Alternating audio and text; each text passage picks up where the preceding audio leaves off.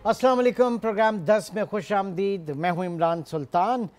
IQ के बाद एक और संग मील। अल्हम्दुलिल्लाह पाकिस्तान ने अपना दूसरा जो कम्युनिकेशन सैटेलाइट है उसको भी लॉन्च कर दिया। मैं बात कर रहा हूँ पाकसेट MM1 की, जिसे आज जिसकी कामयाब लॉन्चिंग की गई।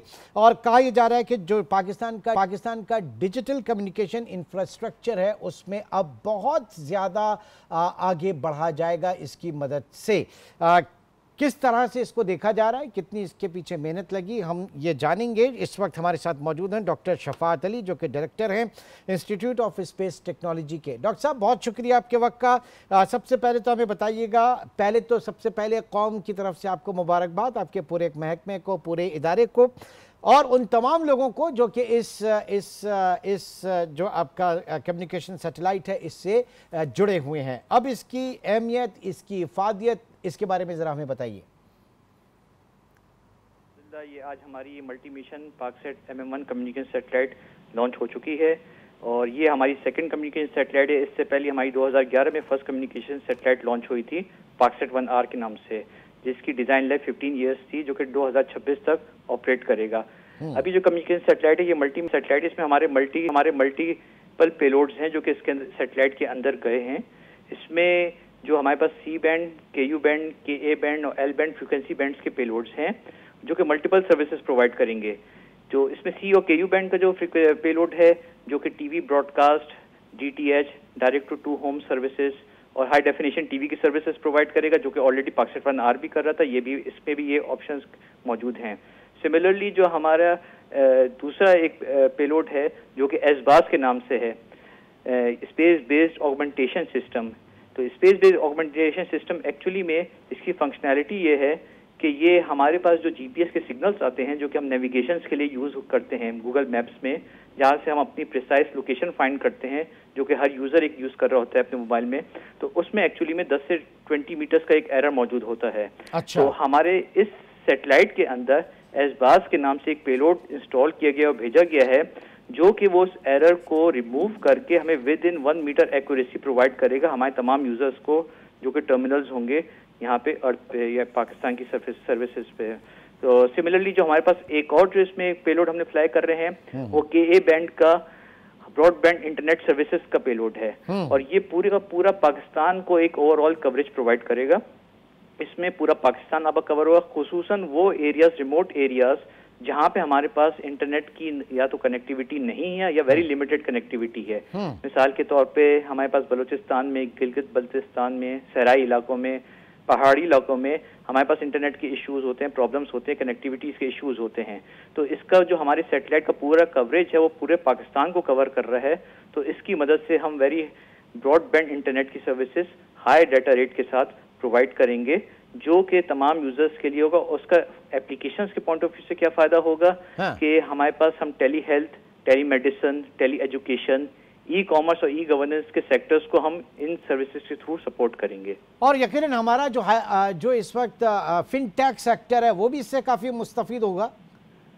सॉरी, फिनटेक जो फाइनेंशियल जो हमारे टेक्नोलॉजी है, हमारे इंस्टीट्यूशंस, उसके हवाले से मैं बात कर रहा हूँ। एग्जैक्टली, बिल्कुल। यानी आप इसमें तमाम जो हमारे फाइनेंशियल इंस्टीट्यूट्स हैं, हमारे बैंकिंग सेक्टर्स हैं, वो भी इसमें ज़्यादा इससे मुस्तफीद होंगे कि इसमें जो आपका आजकल हम हर चीज़ को डिजिटलाइज की तरफ जा रहे हैं, डिजिटल टेक्नोलॉजी की तरफ जा रहे हैं। और इस सैटेलाइट की मदद से जो हमारा मिशन है कि हमने एक डिजिटल पाकिस्तान इम्प्लीमेंट करना है ऑल ओवर द वर्ल्ड, तमाम सेक्टर्स में अब ये डिजिटल के पॉइंट ऑफ व्यू से इसके सर्विसेज मुयसर हैं।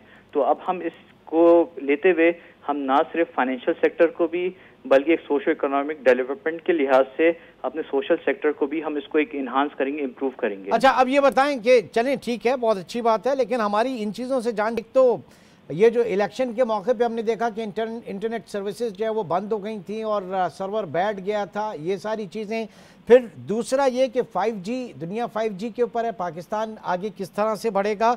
एंड अबव ऑल इलेक्शन की ही अगर मैं बात करूं तो पाकिस्तान के फार फ्लंग एरियाज जो हैं वहाँ पे इंटरनेट की कनेक्टिविटी और बिलखुसूस बेनज़ीर इनकम सपोर्ट प्रोग्राम में जो पाकिस्तान के देही इलाके हैं जहाँ पे इंटरनेट कनेक्टिविटी नहीं है, वो भी ज़रा बेहतरी होगी? यानी प्रॉपर अगर आप कहें कि जो कम्युनिकेशन, डिजिटल कम्युनिकेशन इंफ्रास्ट्रक्चर है वो हकीकी मानों में बेहतर होगा, और होगा तो कब होगा?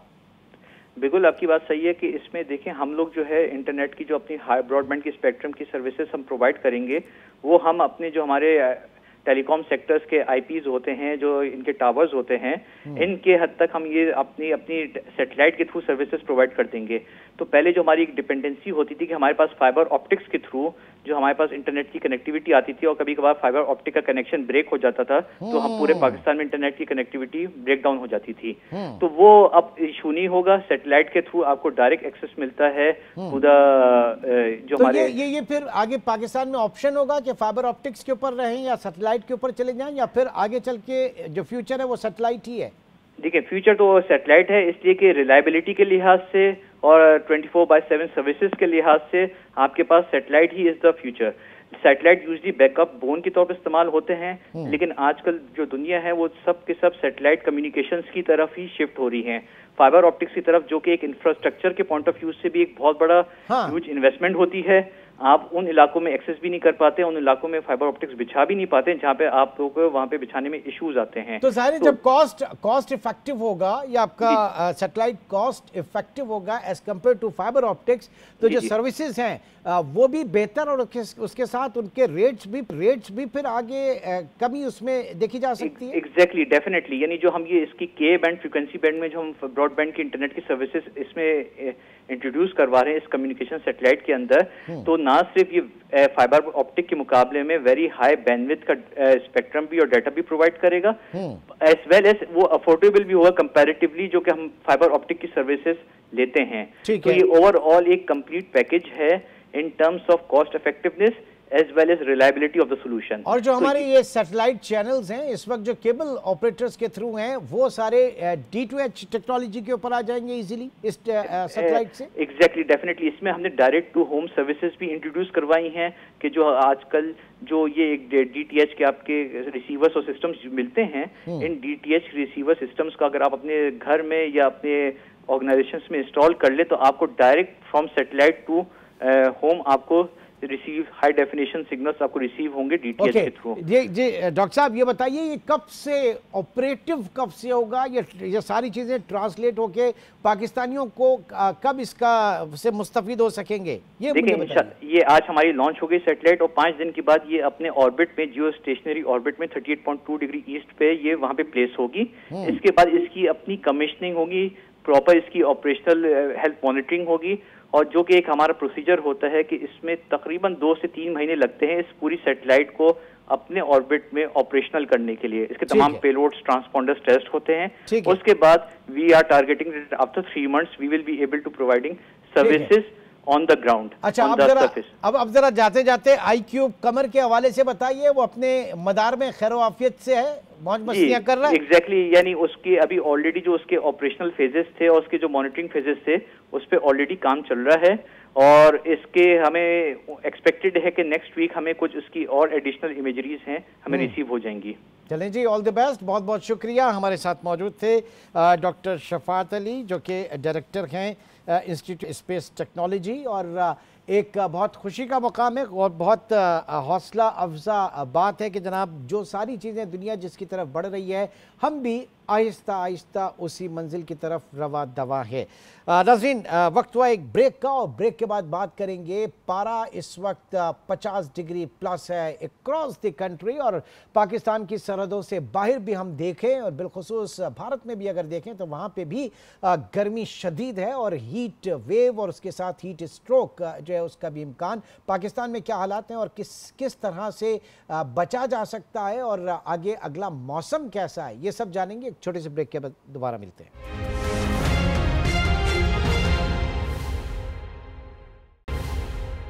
Welcome back. मुल्क भर में गर्मी की शदीद लहर इस वक्त जारी है। कई शहरों में पारा 50 डिग्री सेल्सियस क्रॉस कर चुका।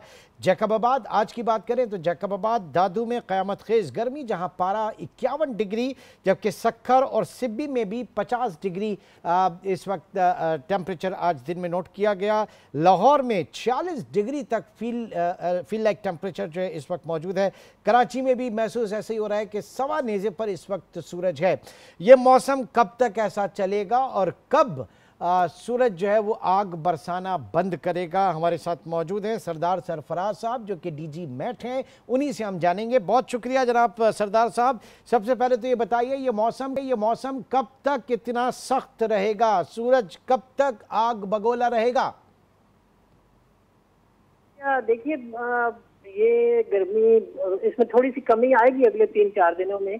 जो 50-52 की रेंज में टेम्परेचर चल रहे हैं दादू, जैकबाबाद और लाड़काना साइड पे और नवाबशाह और सक्खर रोड़ी, इन खैरपुर, इन तमाम इलाकों में पिछले पूरे एक हफ्ते से तकरीबन 50 या 50 से ज्यादा टेम्परेचर जा रहे हैं। इसमें थोड़ी सी कमी आएगी अगले 3-4 दिनों में, लेकिन 4-5 जून के बाद दोबारा यही ट्रेंड एक तरह से आ जाएगा फिर 50 की रेंज में, और ये जून के मिड तक इसी तरह से चलेगा।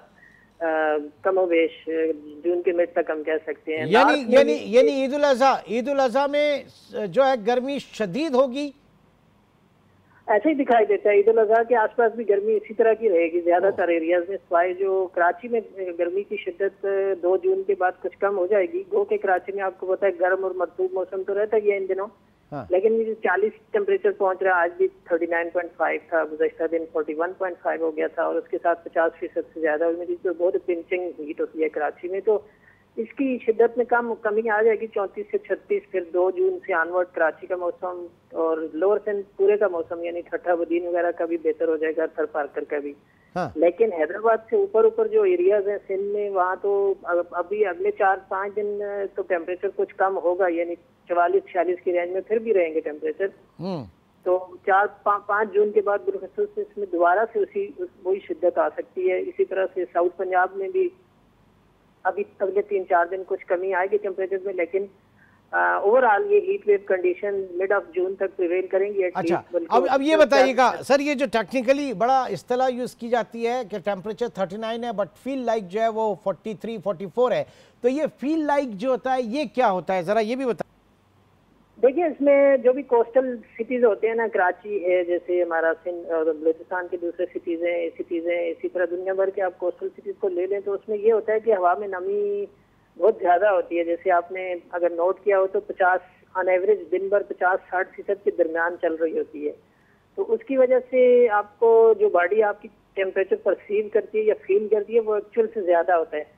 उसकी वजह ये होती है कि जो आपकी बॉडी का एक ऑप्टिमम टेम्परेचर ह्यूमन बॉडी का 37 होता है, तो 37 से जैसे टेम्परेचर ऊपर एम्बिएंट टेम्परेचर जब का ऊपर जाता है तो बॉडी इटसेल्फ, उसमें कुदरती एक अवामिल है या एक तरीका है कि वो अपने आप को कूल करने के लिए, कूल डाउन करने के लिए स्वेटिंग यानी पसीना एक्टिवेट हो जाता है।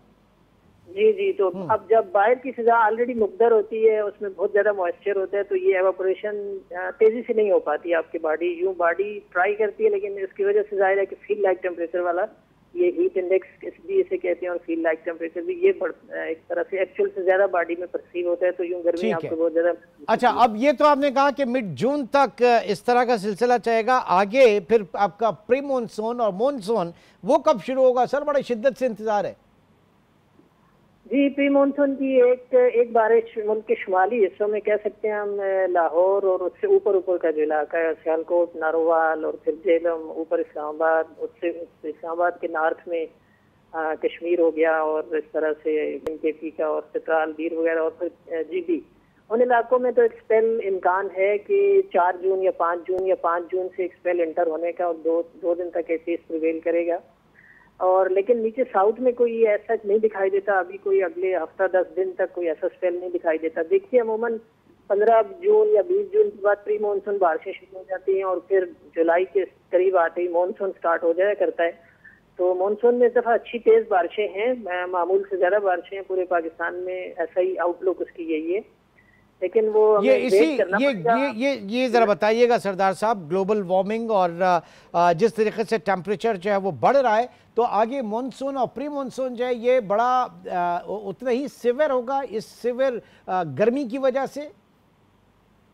देखिए, गर्मी भी एक फैक्टर होती है बिल्कुल। ये जो बहुत ज्यादा एक्सेसिव हीट होती है, ये जाहिर है कि कन्वेक्टिव एनर्जी की सूरत में ऑलरेडी स्टोर हो चुकी होती है। तो ये उसकी वजह से ये मानसून में से जो बहुत सारे फैक्टर्स हैं मानसून के, उसमें से एक फैक्टर हीट लो उसे हम नाम देते हैं। यहाँ पूरे साउथ पाकिस्तान पे बनता है, सिंध और बलूचिस्तान पे, तो पूरे सीजन में बनता होता है। ये अभी से बनना शुरू हो जाएगा जून से, और सितंबर के आखिर तक बना रहता है। तो वो जितना स्ट्रांग होता है ड्यू टू एक्सेसिव हीटिंग, तो उतना ज्यादा मॉइस्चर पुल करता है। अब अगर मैं आपको याद दिलाऊं, 2022 में भी इसी तरह बहुत सीवियर हीट वेव आई थी, और उसने उस सीवियर हीट वेव ने हीट लो को बहुत स्ट्रेंथन किया था, और उसने खासा मॉइस्चर पुल करता है वो दोनों जाने, अरेबियन सी से भी और बंगाल से भी। अच्छा, लास्ट ईयर एक चीज़ ये नोट की गई थी, और मुझे करेक्ट कीजिएगा अगर मैं गलती पर हूँ, 2023 में प्री मानसून में अच्छी बारिशें हुई थी, लेकिन मानसून जो है वो ऐसे ही निकल गया था। जी, उसमें ऐसे ही हुआ था, क्योंकि असल में हमारी मानसून बारिशों का एक तरह से ना टेली कनेक्शन होता है बैरल के दर्जा हरारत और इंडियन ओशन के दर्जा हरारत दोनों, जो ये जो ओशन है इनके। तो पिछले साल जो था वो अल्नीनो ईयर था। अल्नीनो कहते हैं कि जब पैसिफिक ओशन की दर्जा हरारत मामूल से ज्यादा चल रहे हो तो उसको अल्नीनो कहा जाता है। और अल्नीनो की सूरत में हमारे यहाँ बारिशें सुप्रेस हो जाती हैं, कम होती हैं। हाँ, प्री मानसून बारिशें अच्छी हुई थी, और जुलाई में भी अच्छे स्पेल हुए थे, लेकिन अगस्त और सितंबर बिल्कुल ड्राई गए थे पिछले साल। तो वो बिकॉज ऑफ अल्नीनो ये हुआ था। अब इस दफा अल्नीनो चेंज हो रहा है जुलाई से ऑनवर्ड लानीना में, यानी वहाँ की दर्जा हरारत पैसिफिक ओशन के मामूल से कम होने जा रहे हैं। प्रिडिक्शन ये है ग्लोबल मॉडल्स की। तो यूं लानीना जो है वो हमारी बारिशों को बढ़ा देता है एक तरह से। इसी तरह से इंडियन ओशन के जो ईस्टर्न एज और वेस्टर्न एज के जो टेम्परेचर होते हैं उसको इंडियन ओशन डाइपोल कहा जाता है। तो वो अगर पॉजिटिव फेज में जाता है तो भी हमारी मानसून की बारिशें इंक्रीज होती हैं, एवरेजेस से ज्यादा होती हैं। तो वो ये दोनों चीजें, यानी लुबेलुबाब अगर जो निकाले, आप कह रहे हैं कि मिड जून तक मौसम जो है इंतहाई सख्त होगा, शिद्दत होगी, गर्मी होगी, और उसके बाद जो प्री मानसून कहा जा रहा है वो भी ज़रा शिद्दत वाली होगी, उसमें भी एक्सेसिव जो है वो बारिशें हो सकती हैं। जी, मानसून इटसेल्फ तो देखिए जुलाई में स्टार्ट होता है, और जुलाई से अगर 4-5 दिन आप प्लस माइनस कर सकते हैं। 4-5 दिन अर्ली शुरू हो सकता है, 4-5 दिन जुलाई के गुजर जाने के बाद शुरू हो सकता है। लेकिन ओवरऑल मानसून में सब अच्छी बारिशें दिखाई दे रही हैं। अब देखिए प्री मानसून में कितनी बारिशें होती हैं, ये देखना थोड़ा सा अभी। बहुत बहुत शुक्रिया सरदार सरफराज साहब, डीजी मैट इस वक्त मौजूद थे। और मुल्क में जो इस वक्त गर्मी की शिद्दत है, चंद इलाकों में कुछ दिन के लिए, 2-3 दिन के लिए उसमें रिलीफ ज़रूर मिलेगा, लेकिन उसके बाद दोबारा गर्मी की जो ये लहर है ये जारी रहेगी। पीक की बात की जा रही है 50 डिग्री प्लस टेम्परेचर की। अल्लाह ताला हम सब का हामी नासिर हो इस तमाम अरसे में। नाज़रीन, एक छोटे से ब्रेक की कॉल है, और ब्रेक के बाद इसी मौजू को मज़ीद आगे लेकर चलते हैं, क्योंकि इतनी शिद्दत की जो गर्मी है इसके साथ हीट वेव का ख़दशा और हीट स्ट्रोक का ख़दशा, इनसे कैसे बचा जाए, इसकी इब्तिदाई अलामात क्या हैं, ये सब जानेंगे छोटे से ब्रेक के बाद।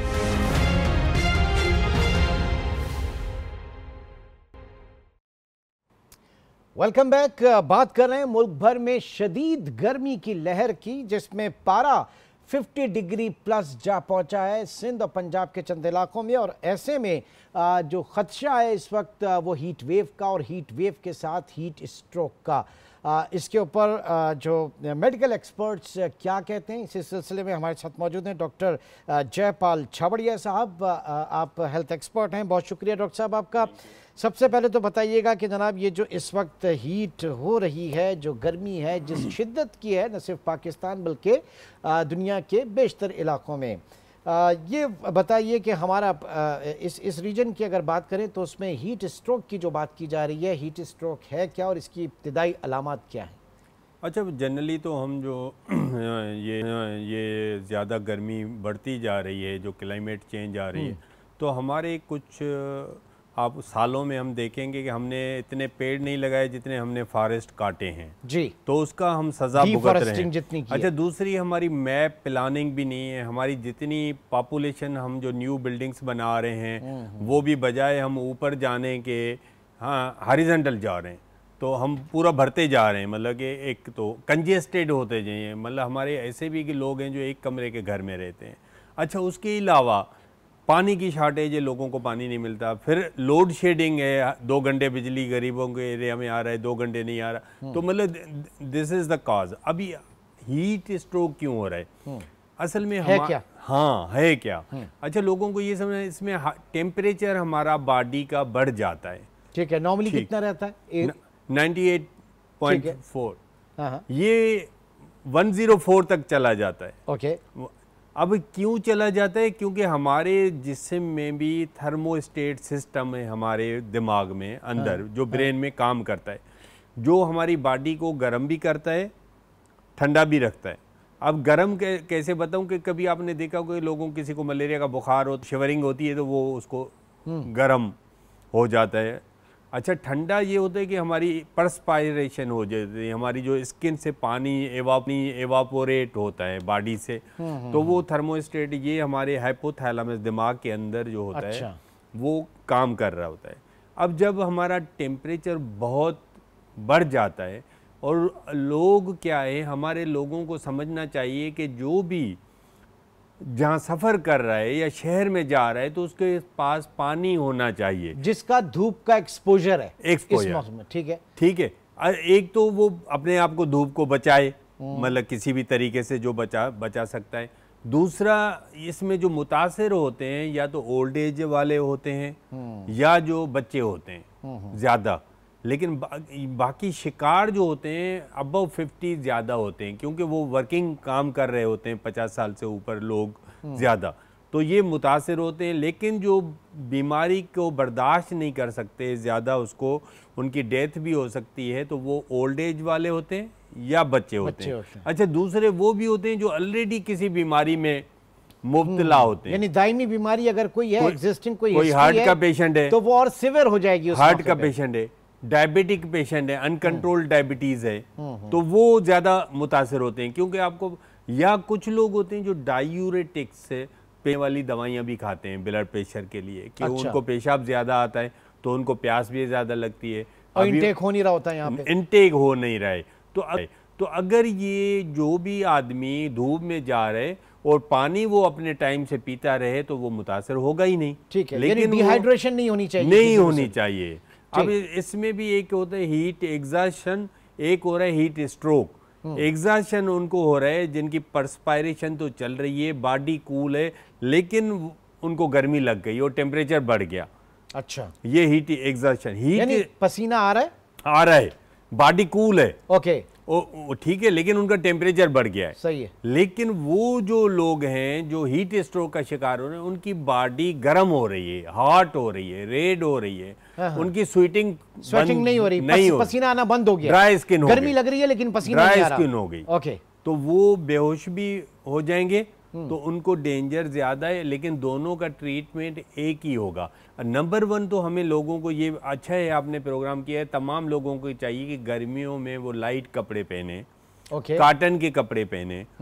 अभी हमारे, मैं तो कभी देखता हूँ लाजमी है, मजबूरी में भी हमारी औरतों को तो बुर्का भी पहनना पड़ता है, वो भी तो उनको, या किचन का काम भी उनको करना पड़ता है, तो उनको ज़्यादा मुसीबत से सफ़र करना पड़ता है।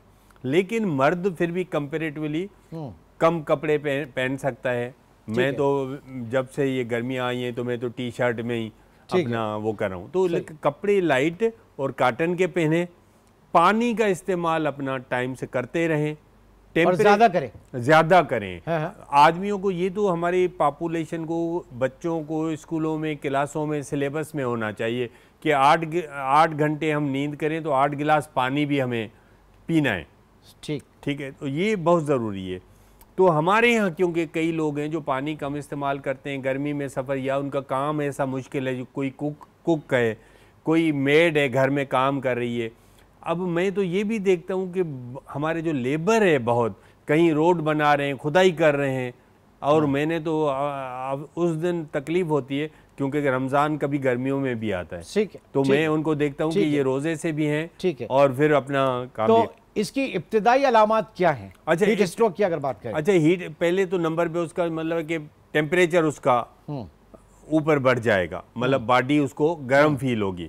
अच्छा, दूसरा उसको क्या होगा कि फेंट, चक्कर आना, अच्छा, नाजिया होना, मतली होना, अच्छा कमजोरी, दिल बैठना, दिल की धड़कन तेज हो जाना, मतलब पल्स बढ़ जाएगी, और दूसरा वो बेहोश होकर कोमा में भी जा सकते हैं। तो इमीडिएट एड जो है उसके लिए ज़रूरी है, रिस्पांस जो है वो बहुत ज़रूरी है, बहुत ज़रूरी है कि कहीं भी किसी को, हेल्पर को, ये जब हमें नज़र आता है कि कोई ऐसा आदमी है जो मतलब पड़ा हुआ है या उसको चक्कर आ गया है, बैठा हुआ है, तो उसका तरीका ये होता है कि उसको हमें जल्द से जल्द ठंडी जगह पे लेके जाना है।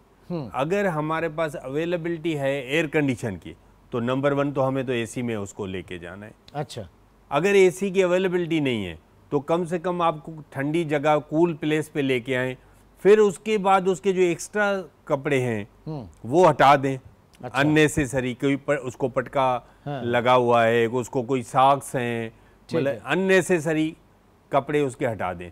अच्छा, दूसरा ये, अगर हमारे पास अवेलेबिलिटी है कोई शावर की, तो शावर हम उस पर डाल पानी कर सकते हैं।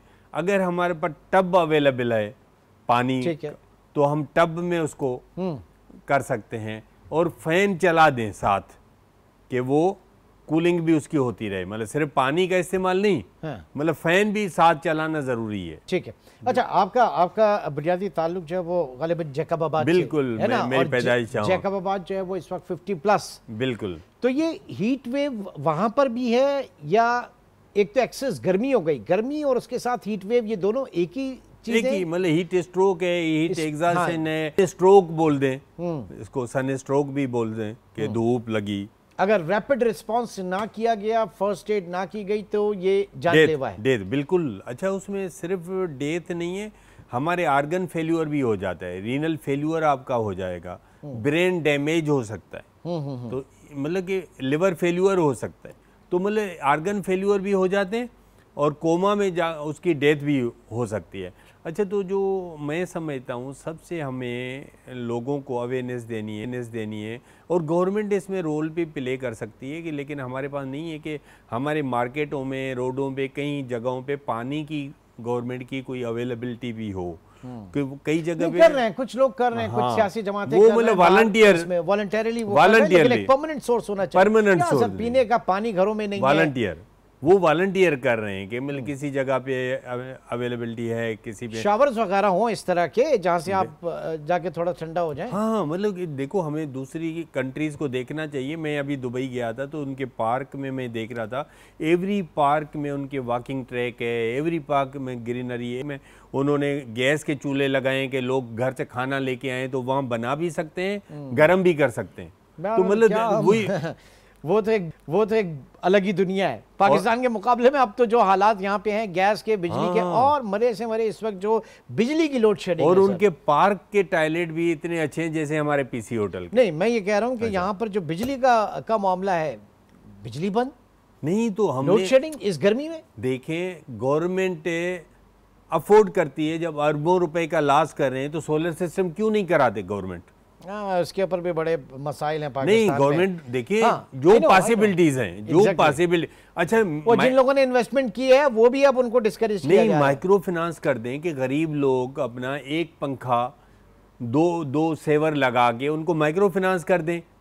ठीक है, मतलब जो ठीक है, बहुत बहुत शुक्रिया। हमारे साथ डॉक्टर जयपाल छाबड़िया साहब मौजूद थे। और असल जो चीज़ है, इससे जिस हद तक खुद महफूज रहा जा सकता है धूप के एक्सपोजर से, गैर ज़रूरी तौर पर बाहर निकलने से, और शुक्र है कि इस वक्त बहुत से स्कूल्स जो हैं वो बंद हैं, ठीक है, अदरवाइज अभी बहुत सी जगहों पे चल रहा है। मेरे अपने बच्चों के एग्जाम्स अभी चल रहे हैं, मुझे पता है कि जब वो आते हैं तो कितने निढाल होते हैं। बिल्कुल, अभी ये महीना एग्जाम अभी भी बच्चों के, तो ये इसमें जरा गवर्नमेंट को देखने इसमें मैंने एक सजेशन दी थी, तो why not we can change the time of the exam, क्या हम इसको नवंबर दिसंबर में क्यों नहीं लेके जाए? बहुत बहुत शुक्रिया once again. Doctor Jaipal Chhabria साहब हमारे साथ मौजूद थे। और नाज़रीन, आज के प्रोग्राम से अब तक इतना ही, इंशाल्लाह आपसे कल मुलाकात होगी। अपना बहुत ख्याल रखिएगा, और स्पेशली इस गर्मी की शिद्दत मौसम में आप जितना अपने आप का खुद ख्याल रख सकते हैं, कोई दूसरा नहीं रखेगा। इंशाल्लाह आपसे कल मिलेंगे। टिल देन टेक केयर, अल्लाह हाफिज़।